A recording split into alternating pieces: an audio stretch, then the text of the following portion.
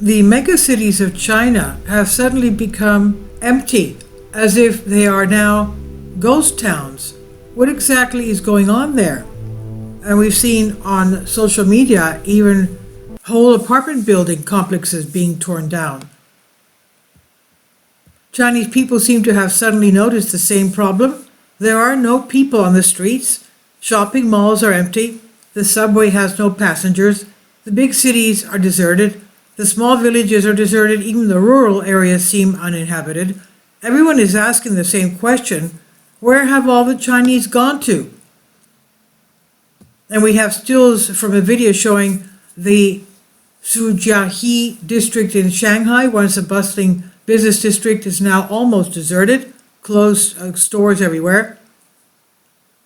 And a comment from the Big One editorial team: the situation with empty streets in Shanghai could have many causes, both good and not so good.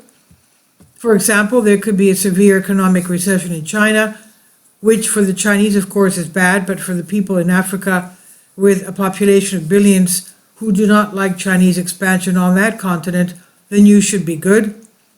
For BlackRock, the news should also be great, as the Chinese have reached an impasse and do not want to give up Panama, but they do not want to dig their own canal either, so we have a deadlock. But when a country starts to face economic problems, it has no time to deal with foreign channels. A second possible explanation is the general decline in the population in the country. Jennifer has been promoting the theory of the disappearance of 400 million Chinese for about a year, and is trying to fit everything into her theory. And if this is true, then the news is really bad. We do not wish the Chinese any harm as long as they build their own Silk Road along their borders and transport their valuable goods in a circle, and let the Moldovians look on with envy from the other side of the Amur. And Jennifer believes that 400 million Chinese disappeared due to the pandemic, and that the authorities are hiding it. And it may be so, but things could be much worse. For example, these people may have been sold to some alien brothers to work in mines on Mars. I shouldn't laugh. And this is revealed sooner or later. They will say that this is how it happened, that the pandemic took them. This is how a completely bad scenario, because today they kidnap people in China, tomorrow they may do it somewhere else, but we don't know where.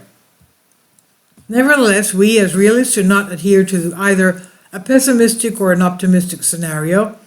We believe that everything is much simpler, that the Chinese authorities have quietly introduced isolation and quarantine, like in 2020 perhaps. Only 5 years ago was a theater for the public. Now it's being done seriously. And when it's being done seriously, everything is being done without publicity. But then again, what new scourge are the Chinese comrades afraid of? We suspect that having excellent resources in the swamps, the Chinese fear a strange outbreak of pneumonia in their northern neighbor, that is, of course, Russia. They may have helped even with this, but after February 24th, 2022, who will blame them for this now? So we're watching the development of events. Where have all the people gone to? What's happening with all these empty cities? And they're tearing down these multiple, very big, they're over, 100 stories high, and multiple complexes are being torn down.